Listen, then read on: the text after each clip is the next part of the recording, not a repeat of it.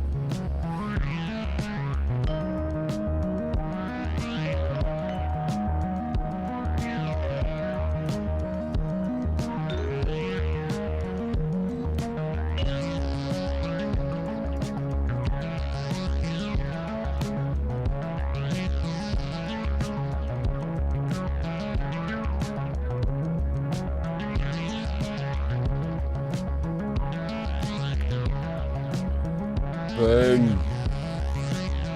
Microphone on. Camera on. Hello everybody. Welcome to the politics, culture and some other shit. This is a live stream attempt again. Monday night Supercut. We're going to see how we get on. But I've been streaming basically since 6:30. It's now 7 o'clock. So that means I've been streaming for half an hour and it's working. The stream is healthy, as they say on YouTube. So, yeah. Except there is a massive delay. It's like a 10-minute delay. So it's going to be 10 minutes before I actually start on YouTube. That's a bit odd. Yeah. So, anyway. Welcome. If you're listening to this, most of you are. There's not going to be anybody sort of joining in with this, I don't think, on the YouTube, because I only decided to do it today, quite late, and you know, where is that? Yeah, I'm just going to tidy up my screen here as well. Just let me see what I'm looking at here now. Couple of doubles, we get rid of that. The chat, where's the chat window gone? Never mind. It's not important. Oh, there it is. No, I'm going to shut that down. I'm going to close that. Sorry, I'm just tidying up my screen. This is very messy. So listen, thank you for listening to this. If you're listening to this, if you're watching it on YouTube, it's going out as a live thing on YouTube right now. This is my test. I'm just testing to see if I can do this. I think I've figured it out. As you know, I wanted to do a live coronation episode of a live stream, and again, apologise. I just can. It's just this software is very complicated, and I'm no software engineer genius dude or anything. it tells you it's not working, but it doesn't tell you why it's not working, and you've got to go and figure out what the problem is. And the only way to do that is by clicking things and trying different options and versions and all that. So yeah, so that's basically what I had to do, and I spent all day, most of Saturday afternoon figuring it out, and then I got it. Finally figured it out. So I'm streaming now. It's going out now. Yeah, seems to be working. Stream is healthy. It's been going from, as I said, 6:30. It's now just after 7 o'clock, and that's great. So yeah, so please, you're gonna have to indulge me. You're gonna have to check everything in real time, just to make sure that everything is working. Oh, the Rev's here. Hey, Rev. Reverend Duffer's on the YouTube chat. Thank you very much, man. I wasn't expecting anybody to join in tonight because, as you know, just left this quite late, and this is more of an exercise this is more of an exercise for me to get my shit together, really. So what have I got? Okay, so we're going to go through. I'm going to go through my bookmarks that I've had for a few days. I'm going to share them with you, just give you my thoughts on things, give you sort of an overview of what's going on. I want to talk to you a little bit about Hillary Clinton, who, I don't know if you kind of know exactly who she is. I know American leftists will know, but I don't think we know she's horrible, but she really is a monster. She is a monster. And then I've got some of these. I've got some records I'm going to share with you at the very end. And I've kind of got I'm going to be very brave again, because I like being brave. I'm going to call them my top 5. I'm not going to say top 5 records. I'm going to say top 5 rock records, maybe. Because, we'll call them that. We'll call them top 5 rock records from my record collection. And I hope I'm able to stand over that. I might change my mind next week. Actually, I won't. These are great. They're fantastic records. So let's get to it. Just check. There we go. Ah, good man. Thanks, Rev. Cheers, dude. I really appreciate that. Rev says on the chat, he was literally about to go and do something unimportant, but thought he'd sit tight with me for a bit. I appreciate that. Something just went all bingy bongy in my ears here. Did you hear that? I don't even know what that was. Is that my phone? Oh my god. Yeah, so I know exactly what it is now. I've started a TikTok account for the podcast. And it just binged there on my phone. That's the first notification I got. I've only started it today, so I'll share that with you. If you do TikTok, you'll get it. You'll appreciate it. If you don't, I actually don't like it at all, but it is the place to be. So there you go. So right, let's get to it. Let's get to the pod, to the live stream, which will be going out as a pod. We will be doing that. So, first thing I wanted to share with you was, we'll hit a few of my bookmarks, my news bookmarks for the week, and here they are up on the screen, as you can see. Now I found this today. This is insane. So, this is I can still hear my theme tune. I figured it out. Okay, so, America is the most policed society on earth. You do know that. The land of the free and the home of the brave. You know that is I think it's a bit of a misnomer. And it saddens me because, I was raised on American culture, and I still, it's a part of my DNA at this point, and It's very sad. So here we go. Here's a quick article. This is from theintercept.com, which was a form. I think it's still a good publication. I think I got sort of overtaken by a few shit libs. But this is called The Government Created. Let me just pull that up, see if that works. Oh, there's the chat. Sorry, I'm just going to move things about on the screen here, just to see how this works. Sorry, you're going to have to excuse me, people. There we go. If you're listening to this, it might be rather infuriating. You'll wonder what the hell I'm talking about and who I'm talking to and doing. And if you are, you should go and watch this on the YouTube. Go and follow my YouTube channel. I'm just moving things about, doing new things here. You know how it is. Excuse me again, 1 second. Just gonna have to bear with me, moving things about on the screen. And my logo has gone away. There it is. I don't know what happened there. So back to the article. This article is titled "The Government Created a New Disinformation Office to Oversee All the Other Ones." Think about that. A new foreign malign influence centre oversees efforts that span US military, law enforcement, intelligence and diplomatic agencies. Within the federal government, offices dedicated to fighting foreign disinformation are springing up like daisies. From the Pentagon's new Influence and Perception Management Office to at least 4 organisations inside the Department of Homeland Security alone, as well as the ones inside the FBI and State Department, to oversee the growing efforts which arose in response to the concerns about the impact of Russian meddling in the 2016 election have now expanded. The Director of National Intelligence has created a new office. Now, this is insane because, first of all, they've responded basically to a hoax. There was no Russian. The whole Russiagate thing was a myth. It didn't happen. I'm not saying it didn't happen the way they said it happened. It didn't happen. End of story. Literally didn't happen.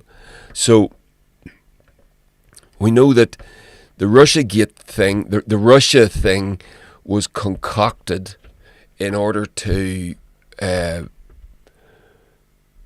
Russia interfering with the 2016 election was concocted in order to basically to undermine the Donald Trump election campaign. That's what it was, and it worked. You know, it really did work, and it's still being used today. But it has done so much. It has done so much damage to American society, I believe, and it's resulted in this. This is up to date. This is of today. I'm not going to read the whole article. It is rather lengthy and detailed. I always like to skip to the last paragraph, don't you? It says here, that foreign governments such as Russia spread lies as a part of propaganda to advance their own interests is not in dispute, but the efforts to counter disinformation have now become a cottage industry that critics suggest has grown far out of proportion to the threat. And so it has. And if you remember, shortly after that election campaign, Mark Zuckerberg was hauled in front of a Senate committee, and he was asked specific questions about how much Russia had spent, in air quotes, Russia had spent on adverts during the election, and it only amounted to, and these were Russian troll farms, you know, these are, for whatever reason, and silly memes and all this sort of stuff, and people since have done their own investigations into, independent journalists have done their investigations into what these memes were and what this troll farm was putting out. It was nonsense. It was nonsense, scammers type stuff. But Zuckerberg admitted that something like $140,000 had been spent. Now, the American election campaigns, as you probably know, can cost billions. Literally billions. They do cost billions. I think Donald Trump spent $1 billion in Hillary Clinton thinks she spent 2 or 3 billion. And the idea that £140,000 worth of ads on Facebook are going to get someone elected to the most important, the most powerful elected seat on arguably on planet Earth, arguably the most powerful elected seat on planet Earth, is insane. But then Zuckerberg's not going to say any different. If he's being presented with an advert, with an opportunity to say, look how important and powerful and effective my advertising platform is for you, then he's going to take it, right? He's not. What he should have said was, listen, some troll farm spent $140,000 on these ads. It's a load of nonsense, and the idea that they could influence a multi-billion-dollar election campaign is insane. But he's not going to do that. So, to bring us right up to date, this is where we are. So the American government has a new foreign malign influence centre, and this is going to be used. And don't make the mistake of thinking that this has got nothing to do with the upcoming American election next year, 2024, in which Joe Biden is running again, despite the fact that the man is clearly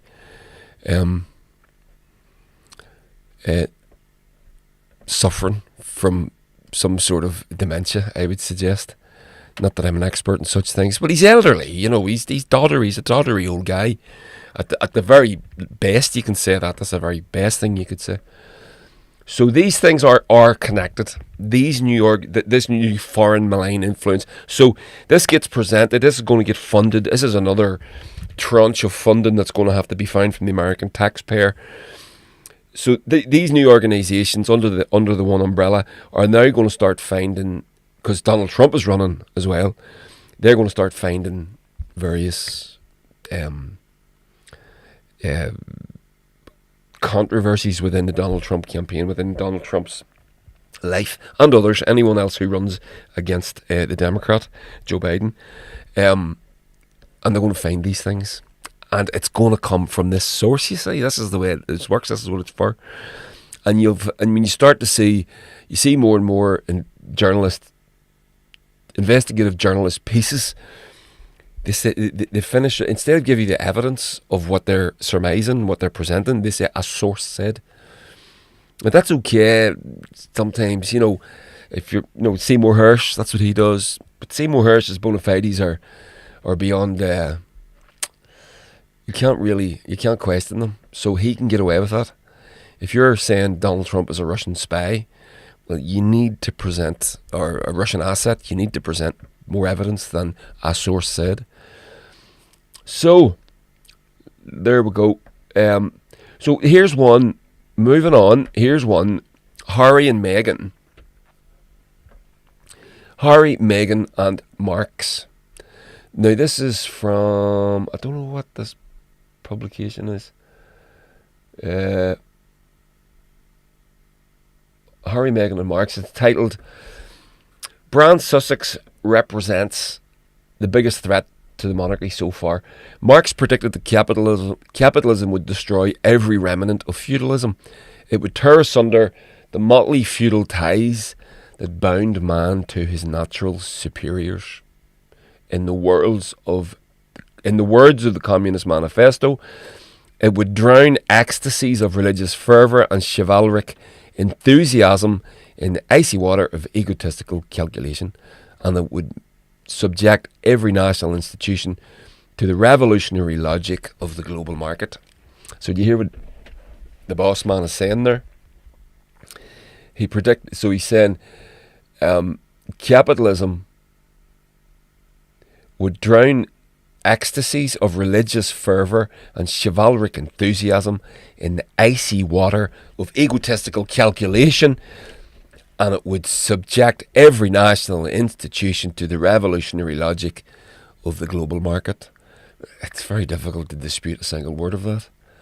And that's the thing about Marx. It's the more you read of him, the more you realise every fucking thing he said is... He must have had a crystal ball. So far, the British monarchy, one of the last vestiges of the country's feudal system, has proved a splendid refutation of Marxism. The crown has survived both the high noon of Victorian capitalism and the revival of market orthodoxy after 1979. In the English Constitution, Walter Bagehot, I don't know who that is, probably haven't pronounced that correctly, explained why, far from undermining capitalism, the monarchy in its British form reinforced it, acting as the glue in a society divided into antagonistic classes and distracting the masses from the real source of power. It injected pageantry, romance, mystery and drama into the lives of British people, mitigating the dreary business of being a cog in the wheels of capitalism.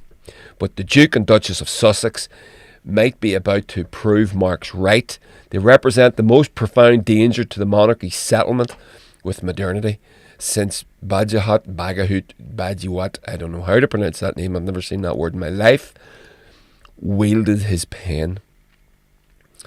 Previous threats have been mere individuals, Edward VIII, Princess Diana, and most recently Prince Andrew. The current one is an entire economic system. In stepping down as senior royals while pronouncing that they value the freedom to make a professional income, the Duke and Duchess threatened to unleash the spirit of capitalism on the very core of the monarchy. Ooh, that's good. I'm going to read more of that. Can I read a bit more of that? I like this. This is not the first time the Windsors have experimented with capitalism. Princess Diana referred to the royal family as the firm because she was so businesslike in its approach. Because it was so businesslike in its approach to monarchy. Prince Charles sells over £200 million a year worth of organic food under his Duchy brand. Does he really? I did not know that.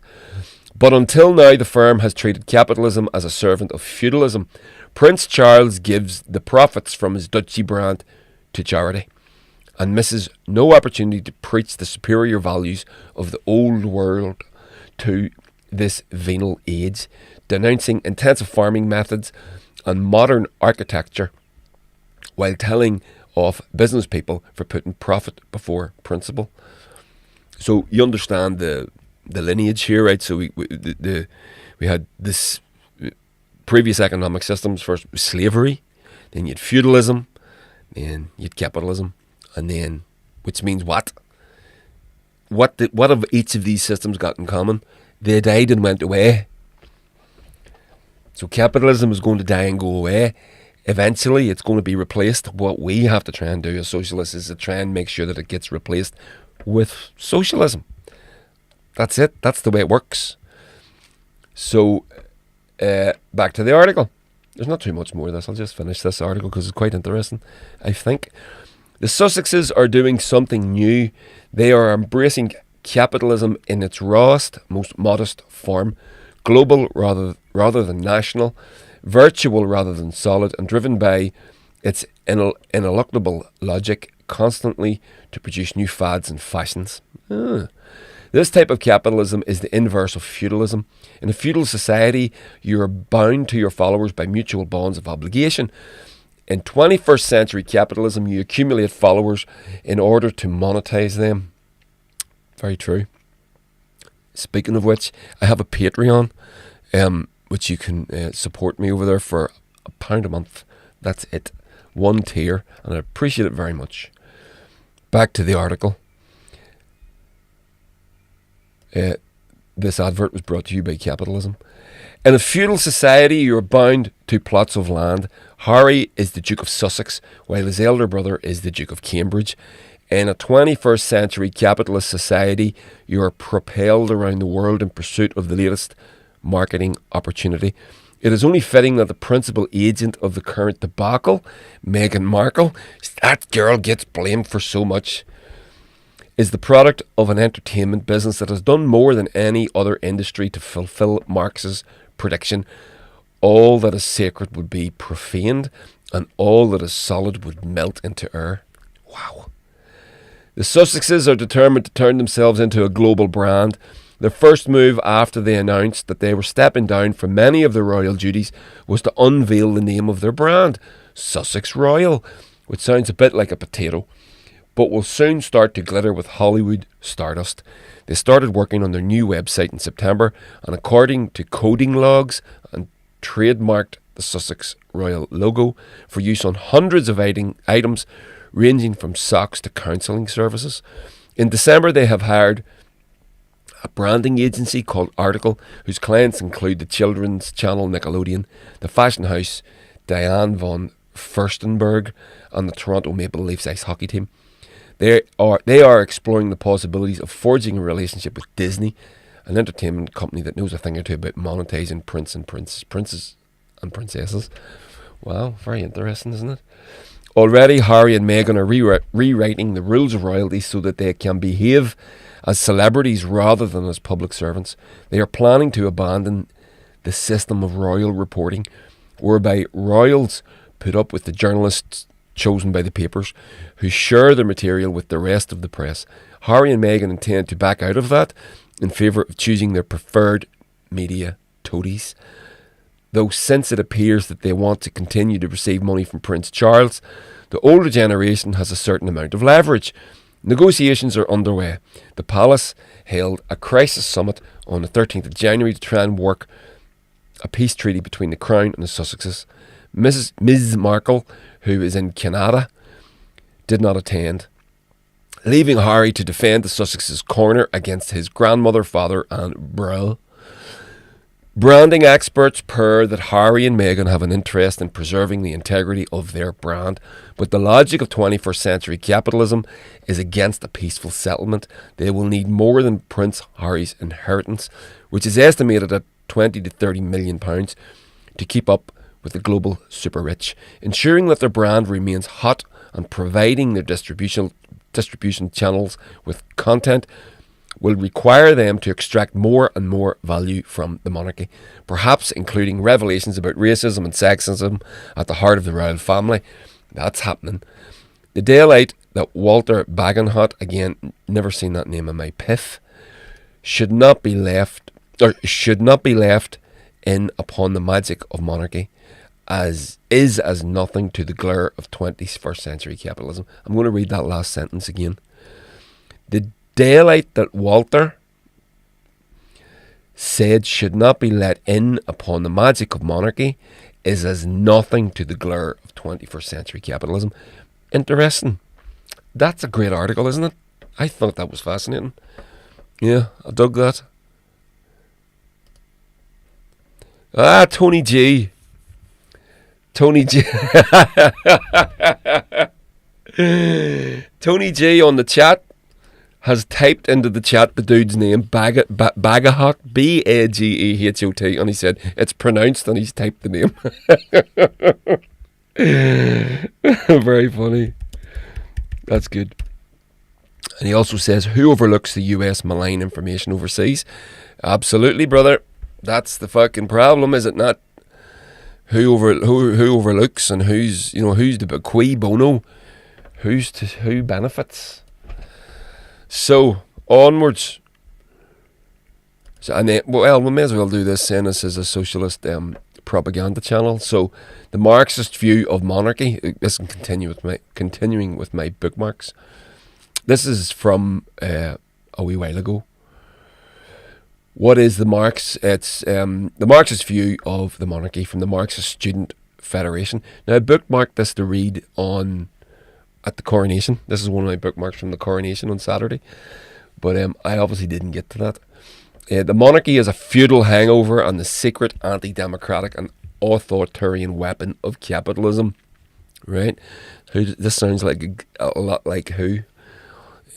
Our buddy Marx. Dressed like an old lady, it is monarchy is a feudal hangover and a secret anti-democratic and authoritarian weapon of capitalism. Dressed like an old lady. This is from 2015. The Queen Elizabeth II was obviously still alive. It is an integral part of the establishment, and there is no need to read Owen Jones's book to know that. It is a clear reactionary institution, and socialists should fight for its abolition. We should fight for a socialist republic. Now, that brings me to, I'm going to read you something else. This is Chris Donnelly's article, his column from today's Irish News. As you know, Sinn Féin attended the coronation, and it wasn't without its controversy. The very fact that a socialist Republican politician attended in an official capacity the coronation of a English king is problematic. It's problematic for socialists. It's problematic for Republicans. It's very problematic for Irish Socialist Republicans, and it's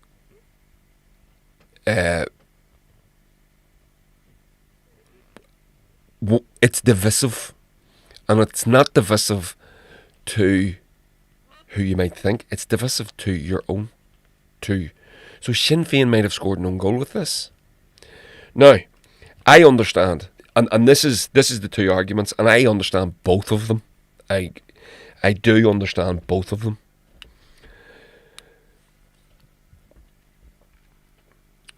Michelle O'Neill went across to Westminster as an act of unification. Not with the island or with it. It's just a piece of soft power diplomacy towards the unionist population within the north of Ireland. And I understand that perfectly, and I commend her for it. Also, I get why the Sinn Féin members that I was talking to last night in the pub when I was having a few pints, or yesterday afternoon, are thinking of leaving the party. I also get that. I get both of them. I understand. Now, I come down on the side that I think it was the right thing to do. I think it was a good thing to do. But so that's both sides of the argument. I have a problem. Now, where my problem comes in, this is where I have a problem. I don't want to see Sinn Féin, if they get into power, if they get back to Stormont, and if they win the election in the south, the next general in the south, if this is a sign of them being a bit flexible from their core values, I think it's worrisome. It would be troublesome. I'm sick, personally, of leftists and socialists and Irish people basically bending in the middle to appease other people. And I don't like it myself. So, although I commend Michelle O'Neill for that, I think it was the right thing to do, I also get the other side of the argument. I understand it perfectly well. I get it. And if it's so, basically, what I'm going to card out of this one. I'm going to chicken out of this. I'm going to reserve judgment, and I'm probably going to reserve it for a long time. It's probably going to take a few years, because Sinn Féin most likely will end up in the next Irish government and being the biggest party on the island. And it's a coalition, so we know they're going to have to be flexible. We get that, we know. But if it goes too far, I would be worried that this might be, an indicator of that intention. So I don't know. It is. I understand why my friend was thinking of leaving the party, and I get it. I'm not a member of Sinn Féin. I'm not a member of any political party, but it's yeah. So there we go. So what do you think of that? Is that...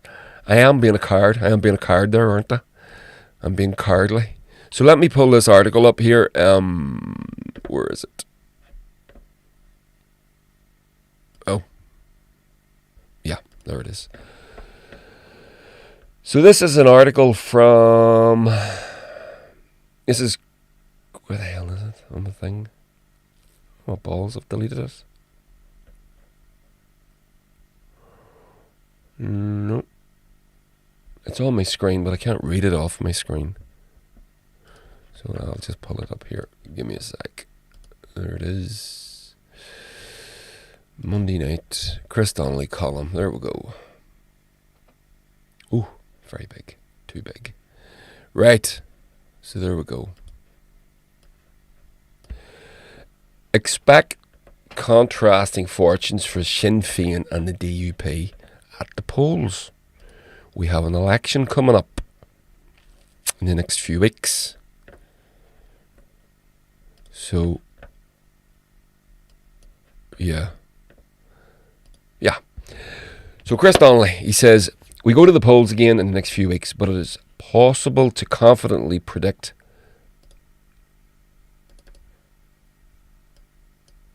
Sorry, I'm just going to make this the right size on the screen for me. It is possible to confidently predict that the results will once again confirm unionism's majority in Northern Ireland is gone. Every indication suggests the two leading parties will experience contrasting fortunes that have been apparent for some time, while the UUP and the SDLP will aim to minimise losses. See, that fucking bewilders me. I don't understand. You know, if you're a unionist, you do have a good second vote there with the UUP. And the DUP are clearly only out to look after themselves. It always confuses me, that one.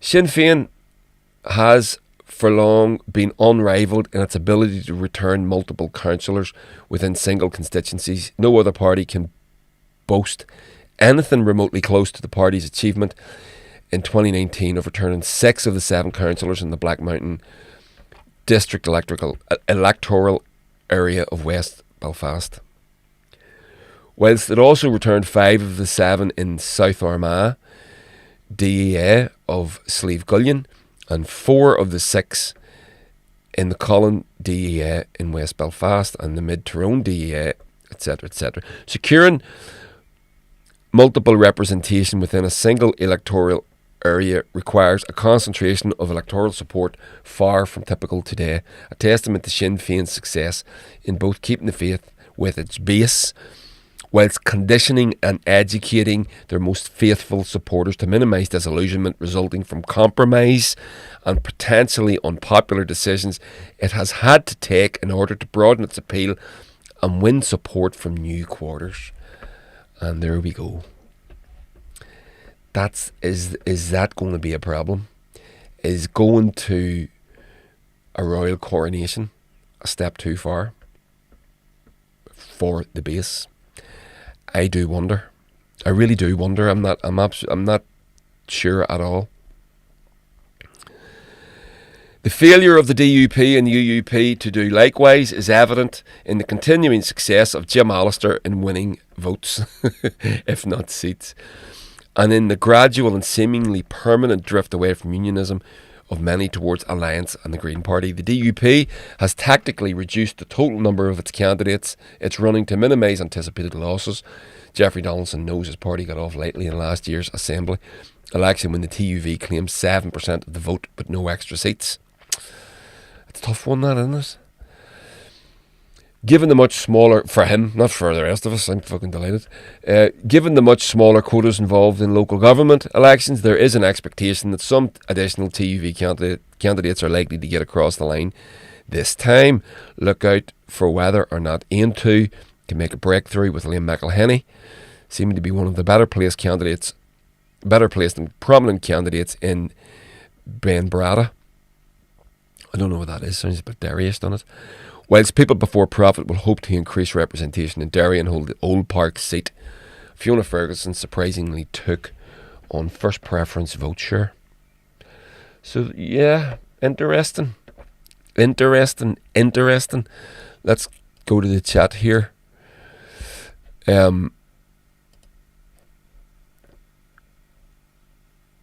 Tony G says on the chat, I can see your point. When you're in opposition, everything is easy. Different story when you're running the show. Absolutely. And Rev says it's all a part of the bigger picture. Tony says he agrees. Think it was the right thing to do as a part of an overall strategy. They might lose some of the old base, but build a new base in the process. Yeah, but isn't that don't you think that that's controversial in itself, Tony? That you're prepared to... Maybe not prepared. Well, you are. I mean, if you are, there's no way that they didn't know that some people were going to be pissed off about this. So if you're prepared to jettison the old base in favour of building a new base, I get it. I understand it. It's politics. It's fucking mean. Jesus, it's a nasty business. But yeah, I know it is controversial. It is very controversial. It's a tough one, but that's what I think that's what Chris Donnelly was referring to. I think clearly reading into the article, reading behind the lines here, when he says resulting from compromise, minimise disillusionment resulting from compromise and potentially unpopular decisions it has to take in order to broaden its appeal. I get it, fucking right. I understand. It's politics and it is what it is. To Bill and Rev says, Tony G says it's quite mercenary in a way. To build for a new Ireland for all, you have to be flexible and forward thinking. Absolutely, Rev. Thing is, I don't want to be too flexible when it comes to social policy, socialist policies. We do need to be going, and that's now. As I said, I've got no problem with it going to the coronation. It's soft power. It's worked very well for Ireland across the world. We're very, very good at it. But when it comes to the socialist economics on the ground, if Sinn Féin get into power, that's where I would be concerned. That going to a coronation, I don't give a shit. And I understand the reasoning behind it completely. I just don't want to see any compromise when it comes to the building houses and a healthcare system for everybody and things like that. We speak about this all the time. The things that we care about. So that's the art. So that's the article. I'm not going to read it all because it's quite wonky, and I think I would get bored to death, to be honest. But I've read it. I'm not going to read it out to you. We'll do the usual. Skip to the last paragraph. Sinn Féin scored a coup in securing the nomination of the prominent Down GAA hurling figure Noel Sands in order to aid their cause, and finally taking a seat in the unionist bastion of Ards and North Down, whilst the SDLP's Deirdre Vaughan is aiming to break new ground and claim a seat in Hollywood and Clandyboy. That would be something. Every DAA will elect between 5 and 7 councillors, with the final seat depending upon the effectiveness of transfer rates. Those wanting a better society know the importance of voting wisely. So that's Chris Donnelly's latest. Rev says on the chat, flexibility has its limits though. I agree. Pick your battles, take the higher ground, and be seen to take the higher ground. There we go. That's it. 100%. That's it in a nutshell. Yeah. I think you've nailed it there. I think that's quite simply it. Yeah. Be seen to take the higher ground, which is, well, when we're dealing with unionism, that's not so difficult, is it now? We must reach for the stars. When we're dealing with unionism, reaching for higher ground ain't so fucking hard. There's a good video there from, this isn't going to play though because I can't, yeah. So it was a little video from Carl Sagan when he gets questioned whether he's a socialist. Do you know what? I'm going to do a cut of this and I'm going to put it up. I wonder, could I just download this while I'm sitting here when I'm chatting with you? It's not going to play. Yeah, so that's not going to play, but what I'm going to do is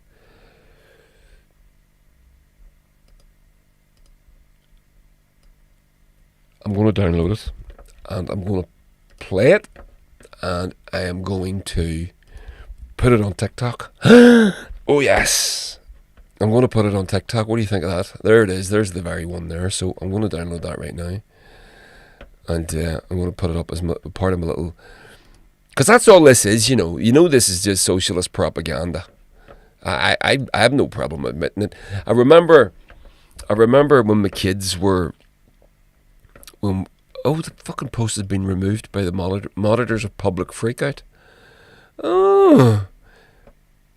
Oh, it's on YouTube. It's okay. I'll get it. Yeah. This would be better, actually. I don't have to download it if it's on YouTube. So, I remember when my kids... I remember whenever my kids whenever we were raising them, you always try to do the right thing by your kids, and when they were wee, and I remember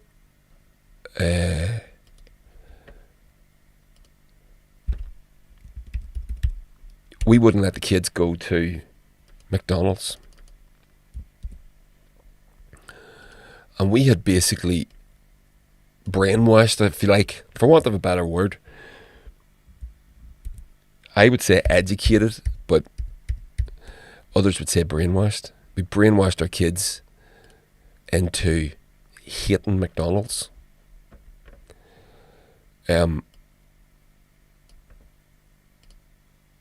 See if that video comes up. So, there we go. So, there it is. Oh.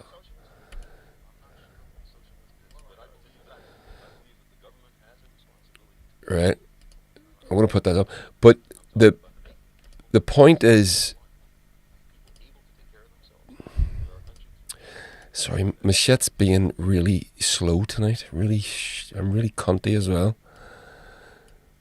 So basically what I'm saying is, we had the kids brainwashed that they didn't like McDonald's, and they'd never been to McDonald's, and then the schools were bringing them to McDonald's and things like that. When they won something, or they bring the class to McDonald's and all this sort of thing, and they wouldn't go, or they would go and they wouldn't eat anything because we'd been telling them that it was awful and all this sort of stuff, and that was fair enough. And someone said, yeah, but you're just brainwashing the kids. And I said, well, what do you think Ronald McDonald is? What do you think adverts are? What do you think marketing is? It's all that is. It's just propaganda. It's nothing else. So, as a parent, am I not entitled to counter their propaganda with my propaganda? If you want to use those words, I wouldn't use those words. I wouldn't call it propaganda. I would call it educating. I would say it was educating, but others would disagree. But anyway, so here we go. Got the wee Carol Sagan thing. Do you want to see this? I'm going to snip this and put it on TikTok. It's going to be exciting.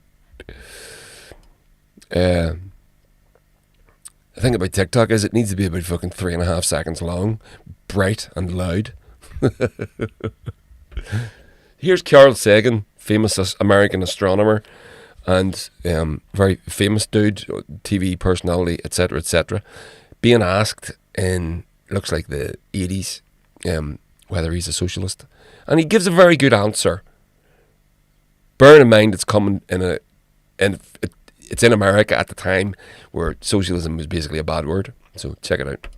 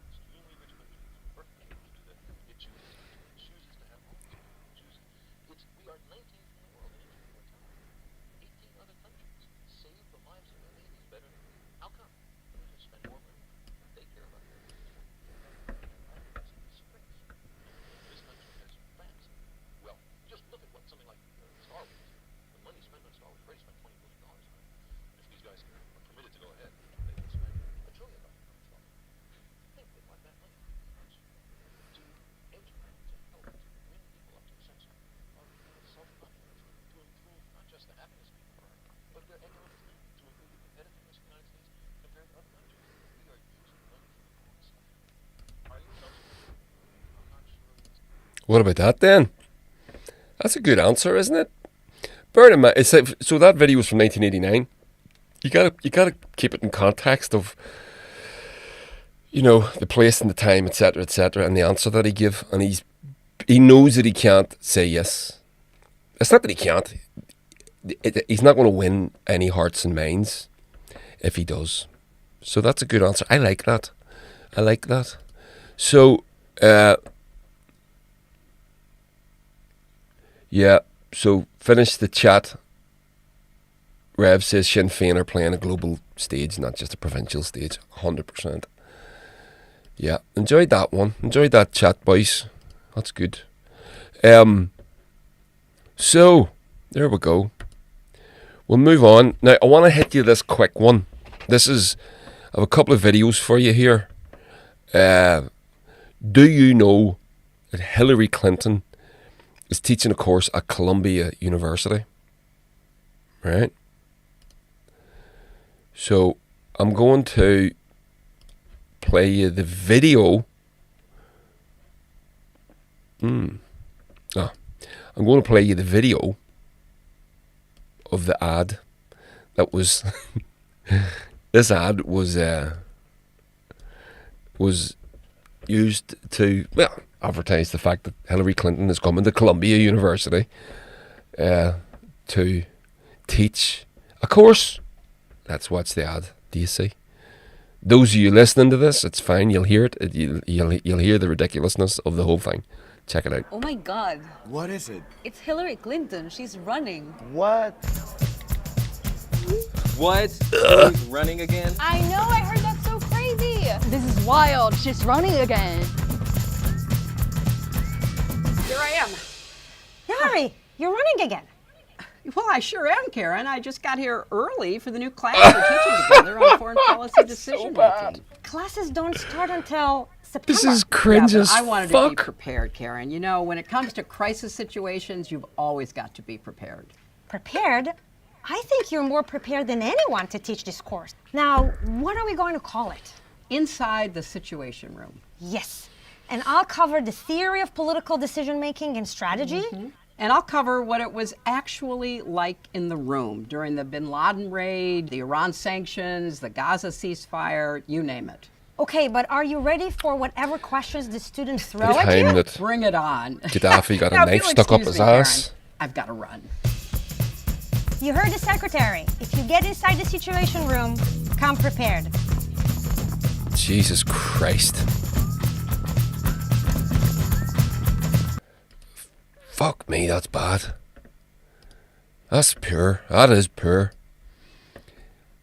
It's cringe as hell. But that woman's a war criminal. As you know, so many American politicians are, and others. Check this out. So Matt Orfala is a videographer, and he does these funny videos. So he changed the video a little bit. He did a different version of it. You know, it's the same version, but he planted it with some truths. Kentucky, no match for the tornado. From Monterey Park, Well, it California, skipped on on. the ground in Ukraine. Reporting from Uvalde, Texas. Or I'll just sort of, I know what I did there. So I'll find it for you now, and yeah. So he's took the same video, and he has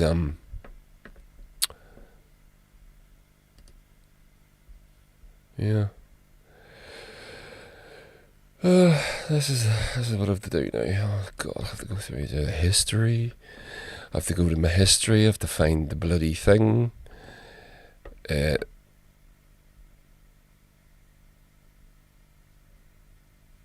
it is. So I've got it here. Oh my God, Hillary Clinton's running. So stay with me, stay with me. Here we go. I'm just going to have to change the web address on this one. Bump. See how technical this all is? You have to, if you don't have anyone to teach you this shit, you have to learn it all.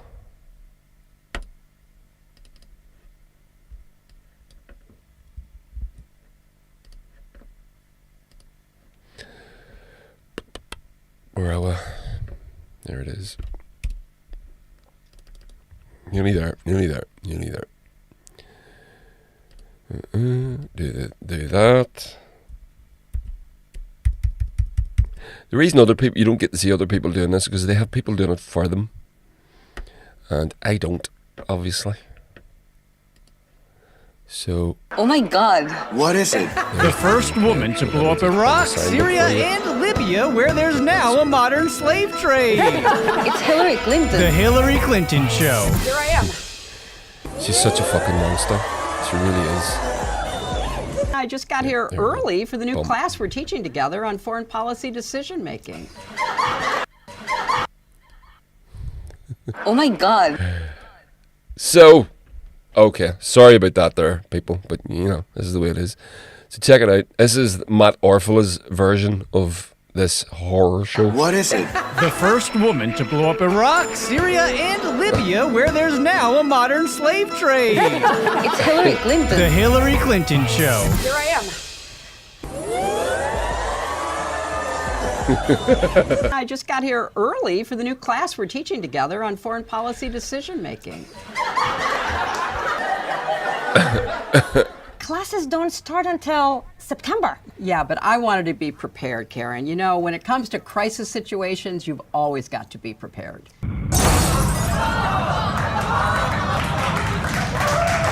I think you're more prepared than anyone to teach this course. But are you ready for whatever questions the students throw at you? And about predators. Explain it to us. You know what? Nobody's ever asked me before. You're the first person to ask me, and I'm happy to address it, but you are the first person to ask me here.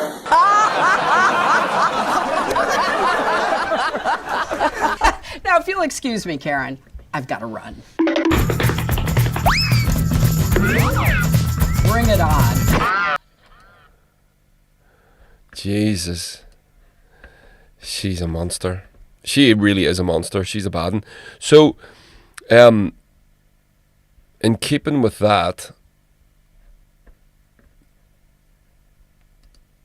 here is her wiki page, and it's called Hillary Clinton, sorry, it's not her actual wiki page, but it's called Hillary Clinton Controversies. And it's like an A to Z, and it's not even fucking close to being complete. The basket of deplorables. So we'll hover over that. Can you see this on the screen? Yeah. I'll maybe make that a little bit bigger for you. So yeah, and then you can read it as well, you see. And this is why you should come on to my YouTube channel if you're listening to this, because you get to see all these things that I manage to get right sometimes. So there's the basket of deplorables. This was, as it says there, I'll hover over. Basket of deplorables is a phrase from the 2016 presidential campaign delivered by Hillary Clinton. She used the phrase to describe half of the supporters of her opponent, Republican nominee Donald Trump, as a basket of deplorables, and it came back to bite her in the ass. People were calling themselves that and saying, "Well, fuck you if that's what you think I am." The Benghazi attack was a coordinated attack against 2 United States government facilities in Benghazi, Libya, by members of the Islamic militant group Ansar al-Sharia, and she was directly linked to there was various controversies about why. Well, she was the Secretary of State, you know, so she was directly in charge of, you know, foreign policy, etc. So she was tied up in that. There's so much. Clinton body. Oh, this is a good one. I'll open the link up for this one. This is a cracker. So the Clinton body count is a conspiracy theory that baselessly, it's not, well, it say baselessly, it's kind of true. Everybody connected to the Clintons seems to mysteriously die and get, and there's so much of it. Like some guy will be found stabbed twice in the back and hanging from a tree, and it'll be written off as called a suicide, things like that. Back to the article, assesses that former US President Bill Clinton and his wife have secretly had their political opponents murdered, totaling as many as 50 or more, and there's a big list of them there. Victor Razor II. Victor Razor was a national finance co-chairman for Bill Clinton. He died in a plane crash with his son and 3 others during a fishing trip in 1992. Conspiracists believe the crash had been deliberately caused. Mary Mahoney was a former White House intern who in the summer of 97 was gunned down in an attempted robbery inside the Starbucks at Georgetown, suburb of Washington, D.C., where Mahoney was working behind the counter. The robber entered the store and shot her. He then shot 2 Starbucks employees. However, conspiracy theorists believe that Mahoney was killed on the orders of the Clintons. So it goes on like that.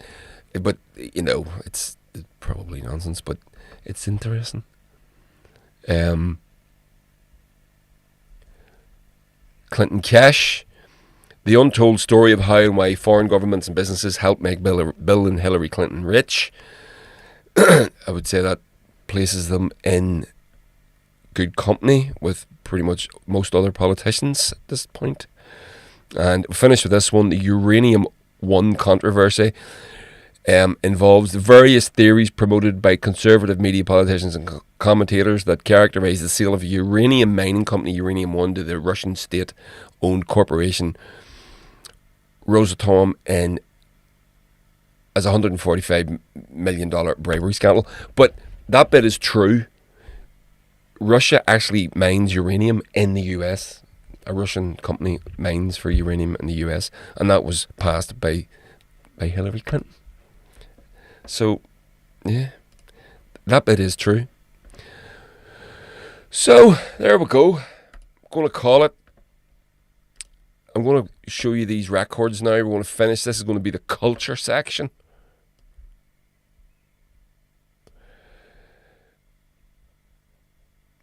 Tony G says on the chat, "Hi, I'm Hillary Clinton. You might remember me from turning Libya from a stable state into an ungovernable hellhole."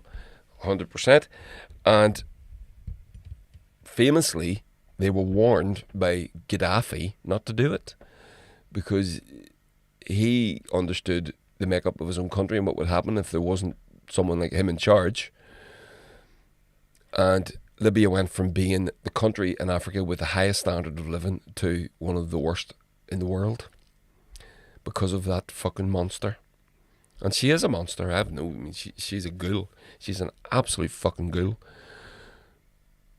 So, pull the theme in there. We're going to do this. 5 records for you from my own collection. I think these are probably my top 5 rock records.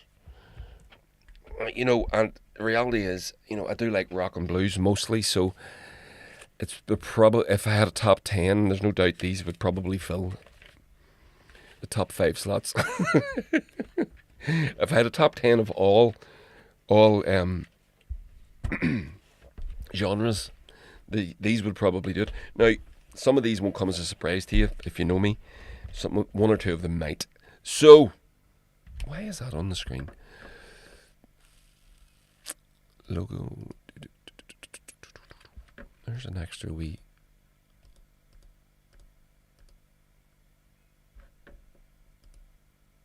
Oh, I got it. So you have to stay on top of this stuff, otherwise you end up with a big messy screen like that. And where that? Listen, I'm not even going to worry about it. So, let's do it. Top 5 records. Throw the theme on there. I'm going to go with this one first. No particular order now. Queens of the Stone Age, Songs for the Deaf. Yeah, that's very, excuse my fingernails, I've been gardening today. Oh dear, they're fucking manky. Sammy Wilson. So this is a double vinyl version. And it's great. And I love it. And it's one of my favourite records. And one of the things that's notable, I think, about this is, you know, Dave Grohl drummed on it. Right, there he is there. His drumming was so good. Next time you hear that record, notice how high the drums are in the mix. Especially that, what's the song called?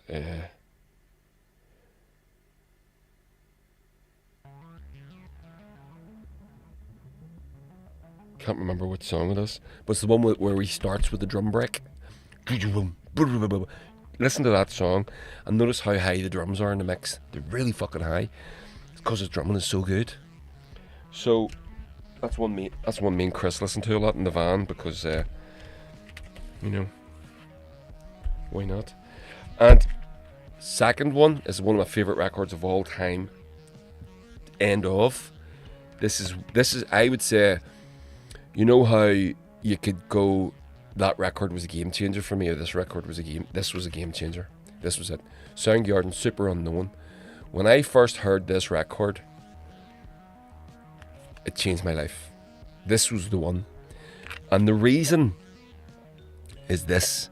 I love heavy music, but I also love melody. I appreciate pop hits, not modern pop pish, but the simplicity, the tunefulness of pop music. I can appreciate it if it's a good song, and all that.